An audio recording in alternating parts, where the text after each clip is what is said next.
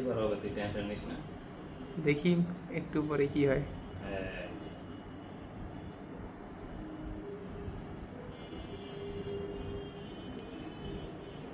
আর একটু আসলে আপনি আপনার অফিসে এই ইলেকট্রনিক ডিভাইস, ল্যাপটপ এই ধরনের জিনিসগুলোকে অ্যাভয়েড করে আপনি নিজে, আপনার টিম মেম্বার বা কর্মীরা মিলে এই ধরনের ডিভাইসিং করতে পারেন, যা আপনার মনোযোগকে অনেক বেশি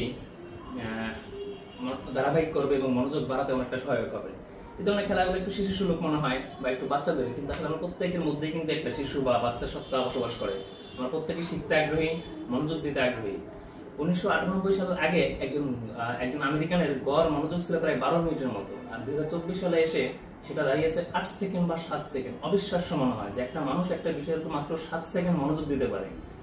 এই জায়গা থেকে আমি সম্ভবত এখানে আসছি আসলে 5-7 সেকেন্ড হবে না, এর মধ্যে আমি একবার ফল করছি, অর্থাৎ প্র্যাকটিসের হবে। এখানে আরো ক্রিটিক্যাল কয়েকটা ধাপ আছে, এটা একটু বাঁকা দ্বারা, এটা আরো মনে হয় ক্রিটিক্যাল। হ্যাঁ, সো আমরা এভরিডে প্র্যাকটিস করবো যে যার জায়গা থেকে যে ধারাবাহিকতা বা মনোযোগটা বাড়িয়ে নেওয়ার জন্য। তো 7 সেকেন্ড থেকে অ্যাটলিস্ট আমরা যেন 15 সেকেন্ড 20 সেকেন্ড করে আস্তে আস্তে ডে বাই ডে মনোযোগটা বাড়াতে পারি। এই বর্তমান পৃথিবীতে সব থেকে বড় চ্যালেঞ্জ বা সব থেকে বড় অ্যাসেট হচ্ছে যে আপনার মনোযোগ বা অ্যাটেনশন। আপনি খেয়াল করে দেখেন যে ফেসবুক কি চায়, আপনারা সবসময় ফেসবুকে মনোযোগ দেন, ইউটিউব কি চায়, ইউটিউবে মনোযোগ দেন, বা other social site, TV, media, football, cricket, সবাই কি চায় যে আপনি তার প্রতি মনোযোগ দেন। কারণ মনোযোগ সব থেকে বেশি ইম্পর্টেন্ট। এই ফুটবল খেলা লক্ষ লক্ষ মানুষ, তার মানে ফুটবল প্রচুর লোকজন মনোযোগ দিয়ে ফুটবল খেলা দেখে। সো আপনি আপনার নিজের মনোযোগ বাড়ান, আপনার ব্যবসা, পার্সোনাল লাইফ, এভরিথিং, যে কোনো জায়গায় মনোযোগী হন। তো আপনি জানতে চাইলে বা শিখতে চাইলে অথবা আপনার মনোযোগকে বৃদ্ধি করতে চাইলে এই ধরনের গেমগুলো নিঃসন্দেহে অসাধারণ।